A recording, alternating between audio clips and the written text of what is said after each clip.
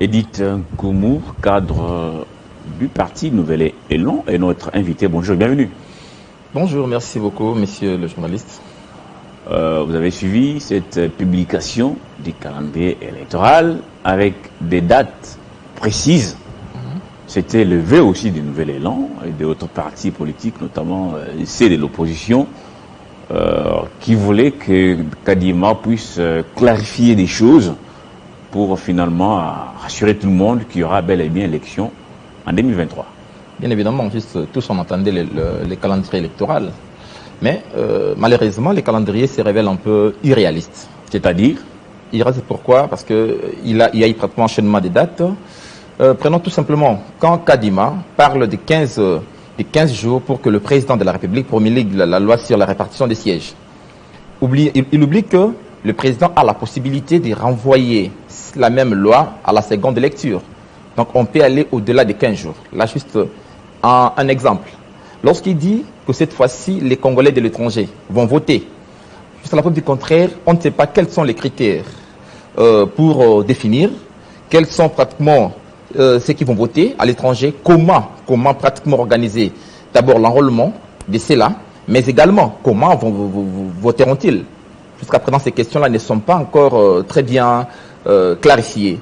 Au-delà de cela, il enchaîne pratiquement un certain nombre de dates, oubliant qu'il y a des contraintes. Lui-même a évoqué les contraintes logistiques. Hier, on a connu pratiquement 3 cycles électoraux, accompagnés par la MONUSCO. Cette fois-ci, je ne pense pas. Déjà, il va se poser un problème pour transporter le matériel. Il va se poser un problème au-delà de la logistique. Il y a un problème pratiquement, il y a des contraintes sécuritaires aujourd'hui.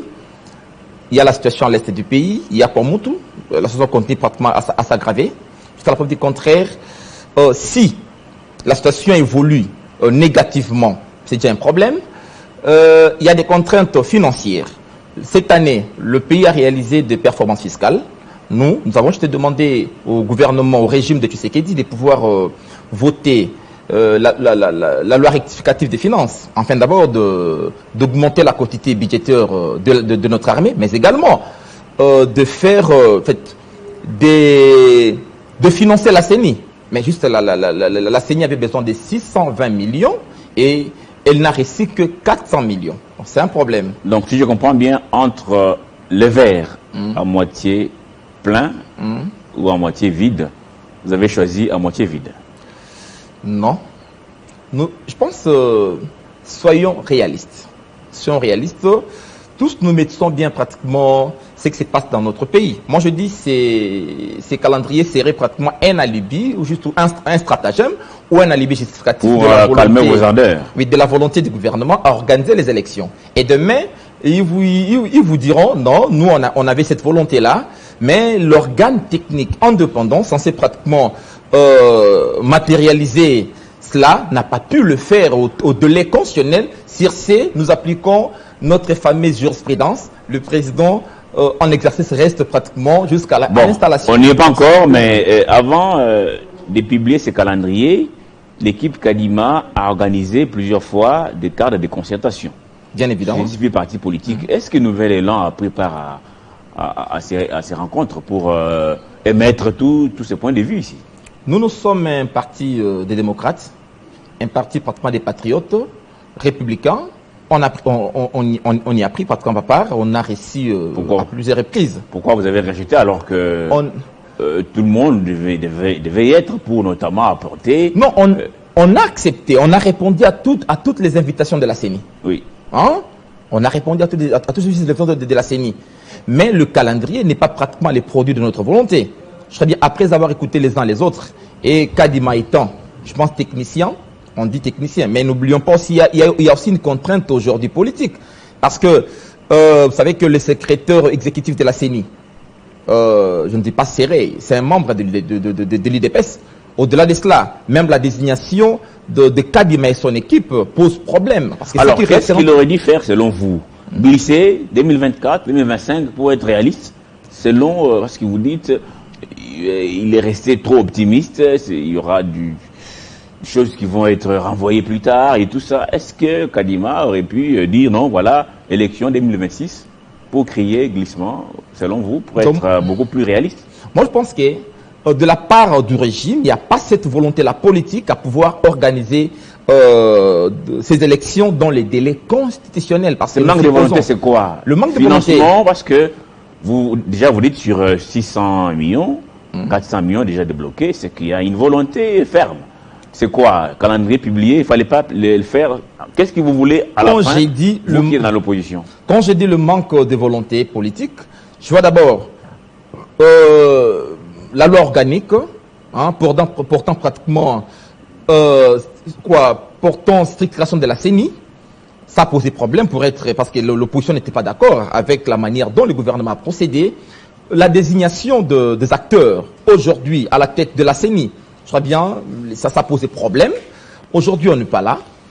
Il y a les calendriers, il y a les financements même qui posent problème. Il y a les financements qui posent problème. Parce que quand vous suivez Kadima dit, le gouvernement est censé pratiquement respecter les délais de ses engagements financiers. Parce qu'il parle même de l'indépendance de la CENI financière. Ça pose problème.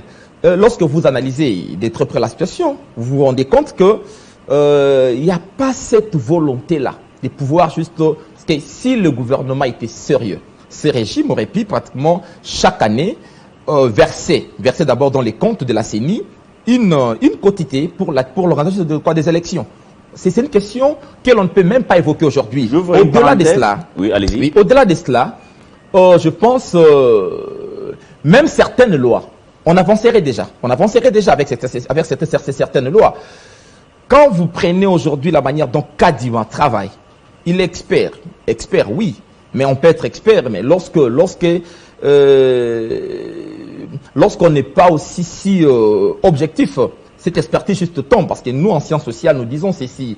Il faut qu'il y ait toujours une distanciation sociale entre l'organisateur, donc l'objet, et le chercheur, entre celui qui exécute et son objet. Mais lorsque cette distanciation-là... Donc, Kadima s'écarte de plus en plus de l'objet. En tout cas, je pense qu'il y a une promiscuité entre Kadima et son objet. C'est-à-dire, entre Kadima, ses rapprochements. N'oublions pas que certains ont crié ici que Kadima serait pratiquement un ancien de l'UDPS. Au-delà de cela, Kadima aurait pratiquement des affinités ethniques avec le régnant actuel. Donc, je pense qu'au-delà de cela, et aujourd'hui, nous commençons à comprendre qu'il y a déjà un hold-up électoral qui se prépare. Nous avons plus de 1000 partis politiques au pays et la plupart, au lieu de préparer ces élections en 2023, cherchent des échappatoires pour créer des revendications et mettre les bâtons dans les rues de ceux qui vont être élus, députés, sénateurs et autres. Ça pose problème. Alors, avant de revenir à vous, il est 10 heures à Kinshasa, une heure de plus dans l'est de la RDC. Il est temps pour moi de revenir à Guinée Kayembe, qui est déjà en place pour la deuxième et dernière livraison de la Minute Info. Guinée, rebonjour. Rebonjour Christian, bonjour à tous et bienvenue sur Télé 50 si vous nous rejoignez.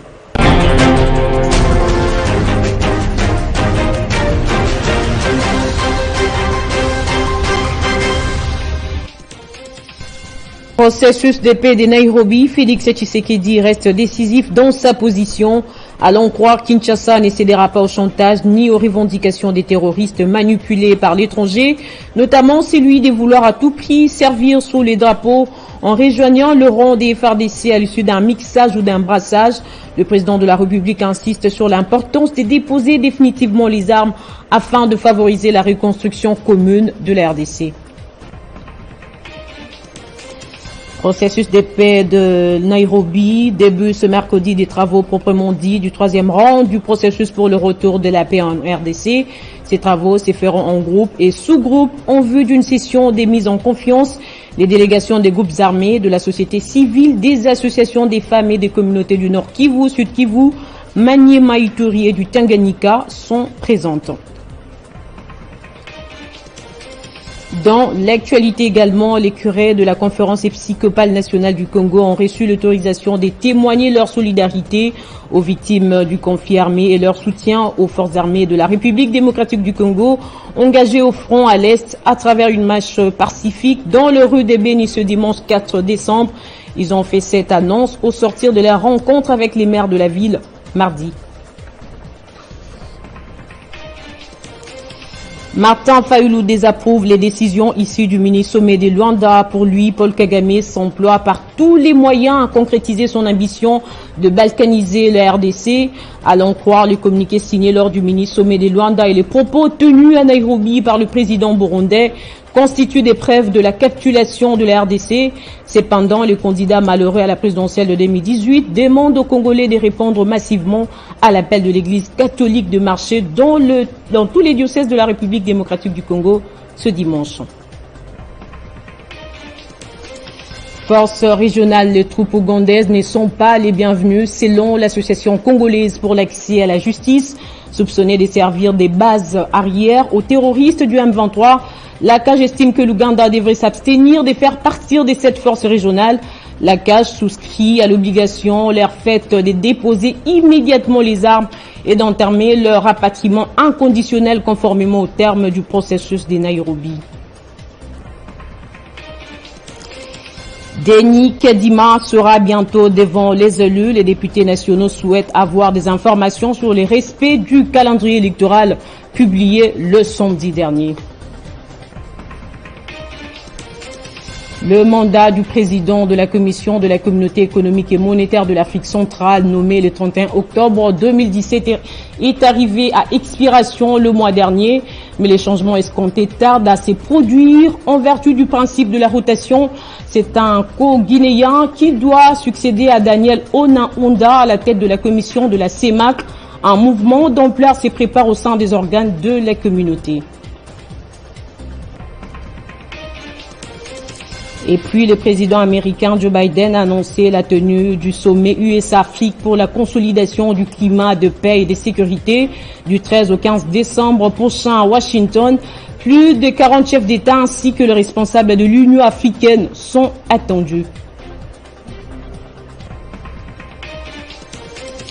Coupe du monde Qatar 2022, l'Angleterre termine première de la poule après sa victoire de 3-0 face au pays des Galles. Les États-Unis finissent deuxième grâce à leur court succès devant l'Iran d'1-0.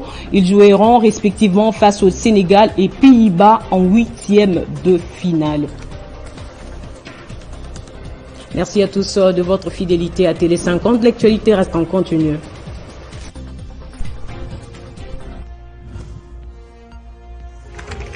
L'actualité reste en continu.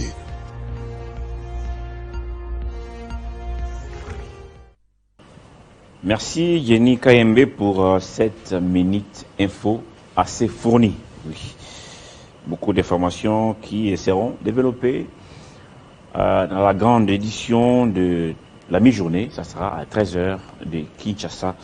Edith Koumou, je reviens à vous. Vous n'êtes pas d'accord avec Denis Kadima. Une question, ça c'est une parenthèse que j'ouvre. Une certaine opinion pense que Nouvel Élan a quitté la Mouka, a traversé le fleuve, peut-être avec ou sans maître nageur, vers l'Union sacrée. Est-ce que c'est vrai? Très bien. En tout cas, je pense que pour la première fois, la République démocratique du Congo, dans l'histoire de son opposition ou résistance, vient pratiquement de connaître un leader, un parti purement républicain. Parce que l'opposition, c'est le refus programmatique de l'action d'un gouvernement.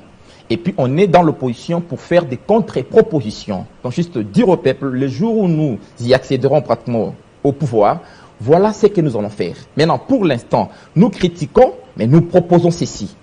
Maintenant, quand Nouvel Élan se livre dans cet exercice, en publiant pratiquement ces tribunes, ces réflexions, à un certain moment, cette opposition sans boussole se perd. Cette classe politique habituée dans une opposition des sous-traitants est perdue et se disent oh, ce monsieur vient de traverser parce qu'ils n'ont jamais compris. Or, c'est vraiment une démarche républicaine. Donc, pour une première fois dans l'histoire de la République démocratique du Congo, de vivre cela. Voilà pourquoi ça étonne un peu. Donc, jusqu'à la preuve du contraire, vous avez eu des nominations à tous les niveaux, entreprises publiques, mandateurs, tout ça. Avez-vous déjà appris la nomination d'un cadre ou un membre du Nouvel Élan? Donc, Nouvel Élan est toujours dans la Mouka. Nouvel Élan est dans la Mouka et continue dans sa résistance. Et dans la Mouka, en odeur de sainteté avec Fayoulou. En odeur de sainteté, je dirais là où vivent les hommes, surtout des acteurs politiques, il y a toujours, peut y avoir de petits problèmes, mais jusqu'à la preuve du contraire, on est ensemble, on continue. D'ailleurs, hier, nous avons eu, on a connu une réunion de notre cellule politique, donc on continue. Mais Nouvel Élan, comme parti politique, continue pratiquement à œuvrer. Je crois bien nous avons organisé la marche ici. On a démontré aux gens que nous sommes la première force de la résistance de l'opposition. Nous sommes la première force, parce que c'est pour la première fois dans l'histoire. Donc ce n'est plus... Là, on parle carrément Nouvel Élan, on ne parle pas à la Mouka, on ne parle pas ici de Fayoulou. Maintenant, c'est vous qui êtes la première force de l'opposition. Dans la charte organisatrice de la Mouka, il est clairement dit que chaque parti a pratiquement son autonomie, son indépendance d'organiser ses meetings, tout ça, les activités de son parti. C'est dans le cadre de Nouvel Élan que nous avons eu à organiser cette marche. On a initié pratiquement la marche sur toute qui a attiré du monde. Et là où ça fâche, c'est que pour Fayoulou, ça n'a pas été facile. Pour vous, tout a été autorisé en vitesse, même la vitesse de l'éclair, parce qu'il faut le signaler ici. Il y a eu du monde, on a senti la sympathie. Est-ce que tout ça, ça ne prouve pas que vous êtes quelque part voilà, les bienvenus, n'est-ce pas, du côté de l'Union sacrée, où même il y a une franche collaboration, au-delà de vos critiques par moment, comme vous les faites maintenant à l'endroit de Ninka Malasseni, qui est d'ailleurs indépendante aussi. Vous savez juste, on est ensemble, parce qu'au Congo, on a pratiquement des alliances des hommes, et non juste fondées sur de projets. On est ensemble avec M. Fayoulou et son parti, le CID. Mais en réalité, nous venons, je crois bien, des généalogies politiques différentes. Nous, nous venons pratiquement de Lumumba, Gizenga, et aujourd'hui, juste Adolphe Mobutu Fumumpa. On est des partis disciplinés, on est disciplinés, et on est respectueux pratiquement des textes, on est des républicains. La ville nous dit il y a aujourd'hui des zones tampons, interdites pratiquement aux différentes manifestations. Nous avons respecté la loi. On a dit, comme la fois dernière, dans le cadre de la Mouka, nous avons eu à respecter la même loi en délocalisant notre marche vers le rond-point Gaba, du rond-point Gaba à la premièrerie. C'est comme ça que nous, on a respecté la loi. Et puis, cette foule qui est venue accompagner Nouvel Élan, adhérents, membres et sympathisants, je crois bien, c'est à cause des idées. Drapeaux, même des drapeaux des partis de l'Union sacrée qui étaient là-bas et tout ça. En tout cas, si vous en avez, des sympathisants si vous en avez, vous pouvez, on est à la télévision. Qui sont contents de vous tout simplement de loin. Pas. On est à la télévision. Ok. Vous avez des images. On va fermer la parenthèse. La population suit aujourd'hui l'homme. Vous savez, 5 siècles avant Christ, le philosophe, on réfléchit, Socrate, Platon, Aristote, on dit, si vous voulez juste un régime, un meilleur régime, pour améliorer juste votre pays, le développement, il nous faut un roi philosophe. Aujourd'hui, le Congo a son roi philosophe. Il a Adolphe Mobutu Fumumpa, le seul leader à même de réfléchir et de proposer. Nous fermons la parenthèse. Il faut le suivre. De toute façon, chaque parti a son roi et son philosophe. Bon, on ferme la parenthèse. Parlons Nairobi, ces assises qui ont commencé depuis 3 jours, mais aujourd'hui, les grandes choses vont débuter, n'est-ce pas? C'est mercredi. Vous avez vu là tout à l'heure dans la Minute Info, Fayoulou qui demande au peuple congolais de stopper cette énième humiliation. Est-ce que vous êtes d'accord avec lui?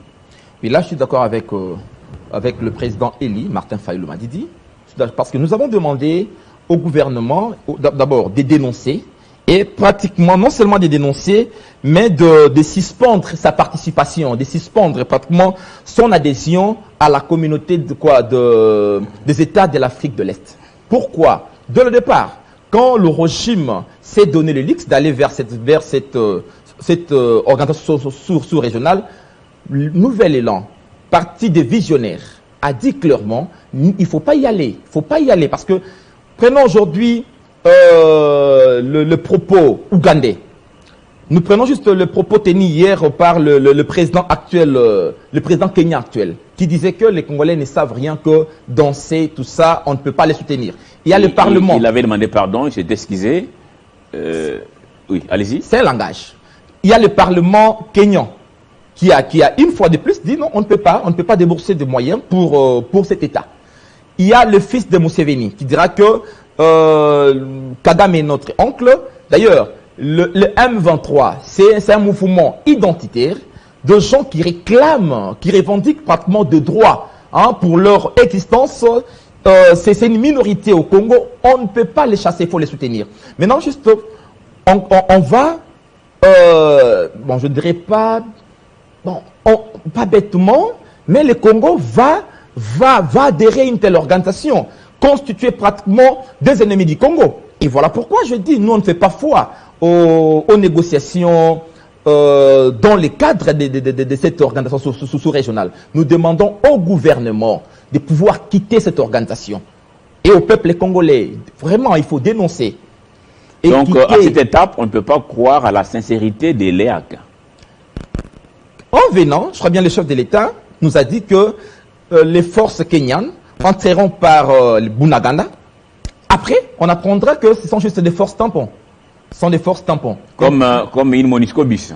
MONUSCO bis. Vous savez, hein, aujourd'hui, c'est vu en RDC pratiquement la 3e guerre mondiale en Afrique. La 3e guerre mondiale. Parce que nous avons eu la participation de plus de 50 des armées ici. Plus de 50 des. MONUSCO, États-Unis, France. Nous allons évoluer. Aujourd'hui, il y a eu cet appel à la mobilisation générale lancé par le chef de l'État. On avait beaucoup de partis politiques organisés des marches. Vous aussi, vous étiez dans la rue pour soutenir l'armée et dire non à cette énième guerre d'agression imposée par les Rwandais. Imposée injustement. Mais ce n'est pas les Rwandais. Derrière les Rwandais, il y a ce que vous connaissez, toutes ces multinationales qui cherchent tous ces minéraux stratégiques qui regroupent notre pays. Mais Nouvel Élan a des jeunes, des cadres et autres. À quand votre contribution à l'armée? Quand allez-vous envoyer vos militants dans l'armée, des militants, les meilleurs de vos militants, pas ceux qui consomment bombées et autres, mais ceux qui ont encore la tête sur les épaules? Bon, je crois bien, juste nous étions le premier parti, et dans les 10 recommandations de Mozitou, pour finir, pour gagner pratiquement la guerre à l'est du pays, nous avons pratiquement fait appel à cette mobilisation tout azimut de la population congolaise, et nous avons demandé au gouvernement pratiquement d'annuler. On a demandé pratiquement l'annulation pure et simple de tous les accords signés avec les Rwandais. Nous, on a marché, oui, juste le chef de l'État a fait son appel après le Nouvel Élan. Nous avons demandé à la population congolaise, même à nos militants qui estiment qu'ils ont leur place dans l'armée pour défendre notre beau et cher pays, on les a demandé d'y aller, d'aller pratiquement intégrer l'armée. Nous avons demandé même au gouvernement d'affecter ces surplus financiers, parce que nous venons là de réaliser cette année, je crois bien, des surplus financiers en termes budgétaires. Cette performance fiscale, nous avons demandé au gouvernement de voter une loi rectificative des finances, afin d'augmenter la quantité budgétaire de l'armée. Pourquoi? Pour recruter, former, acheter juste pour l'achat de matériel de guerre, mais également juste augmenter le dû de militaires, soldes et autres, primes. Donc nous, on est un parti républicain, nous sommes vraiment, nous accompagnons cette démarche. Donc nous demandons à tous les Congolais, non seulement à nos militants, même à nos sympathisants, d'intégrer l'armée. Parce qu'on veut bien, on a une armée aujourd'hui de pratiquement, qui avoisinerait 130 à 150 000 hommes. Nous voulons demain avoir une armée même de 250 000 hommes. Et bien payer nos militaires, c'est possible. Parce que aujourd'hui, on est face à un sous-traitant de multinationales qui n'a que 30 000 hommes, avec un budget en mobilisation propre de 3 milliards. Nous, on a déjà dépassé 10 milliards.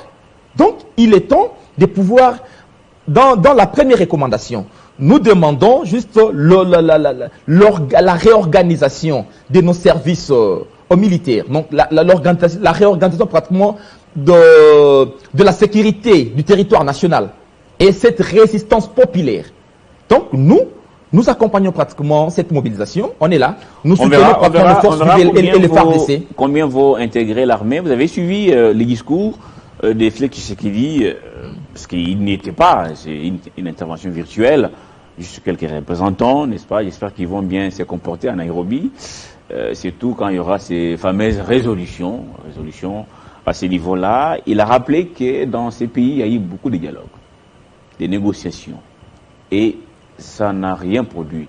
Est-ce qu'au niveau des nouvel élan, la seule option aujourd'hui efficace, c'est la force, et non pas la diplomatie?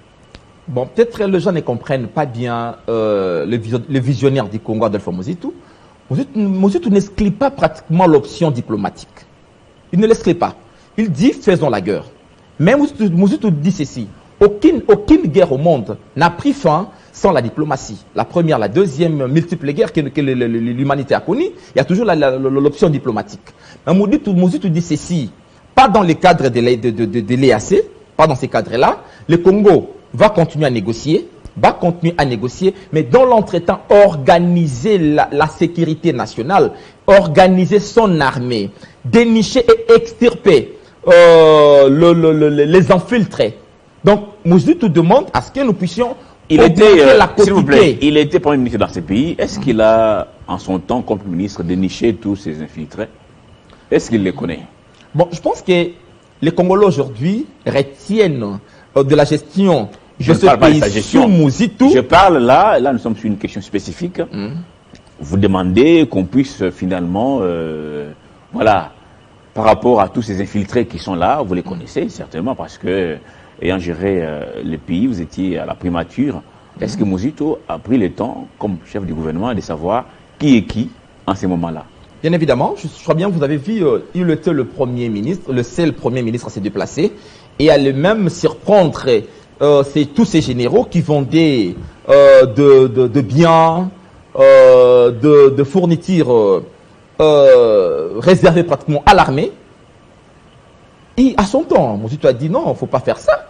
Mozitu, à son temps, nous avons eu même juste à faire taire pratiquement la rébellion du CNDP, c'était sous Mozitu.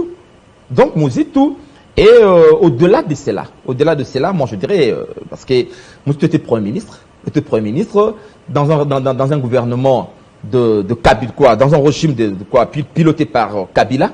Mais Mozitu, je crois bien, ses résultats sont aujourd'hui connus de tous les Congolais, sur le plan sécuritaire, sur le plan économique, sur le plan social, parce que tout ce que nous avons aujourd'hui en termes de grandes réalisations, c'est sous Mozitu. Bon, les débats par rapport à ces gestions, ça c'est connu. En tout cas, il y a trop à dire. Vous ne pouvez que défendre votre lieutenant. Trop à dire dans le bon. Votre lieutenant, bon, c'est vous qui le dites. Vous défendez votre lieutenant, donc c'est lui votre leader. Mais là, on parle pays. Je vais vous dire en tout cas merci d'avoir répondu à notre invitation pour parler élections, mais aussi sécurité. Peut-être une dernière question. Est-ce qu'il faudra aller aux élections finalement, malgré les calendriers publiés par Denis Kadima? Est-ce qu'il faudra aller aux élections avec une partie du pays amputée, tel que nous les vivons en ce moment? Où il faut tout sursoir, d'abord la sécurité, puis les élections. 2011-2018, on a organisé pratiquement des élections pendant que nous étions toujours sous ces mouvements de rébellion et guerre. Je crois bien il y a lieu, si les éléments sur terrain nous permettent pratiquement, si la situation sur terrain nous permet d'organiser les élections, je crois bien on va y aller. On va y aller parce que aujourd'hui nous déplorons aussi ces leaderships faibles imprimés par le régime. On a besoin d'un leadership fort, efficace et éclairé pour mettre fin à ces agressions, ces guerres. Voilà pourquoi nous disons, donc c'est toujours possible. Mais si la situation évolue négativement et que, au vu et tout le monde constate que on est incapable d'organiser des élections, je crois bien le leader vont se mettre ensemble, réfléchir. Edith Nkumu, je vous dis merci. Je rappelle que vous êtes cadre du Nouvel Élan. C'est un parti politique cher à Adolphe Mozitu. En tout cas, merci. Je vous remercie également. Et merci pour ces beaux cadres. Et vraiment, félicitations. Merci à vous, chers téléspectateurs. Vous nous avez suivis de partout. Beaucoup de réactions qui nous viennent, vous nous encouragez. Nous sommes là pour vous servir. En tout cas, les rendez-vous est pris mercredi prochain. Même plateau, même heure, même antenne. Surtout, même plaisir. Restez optimistes. Et je vous dis au revoir.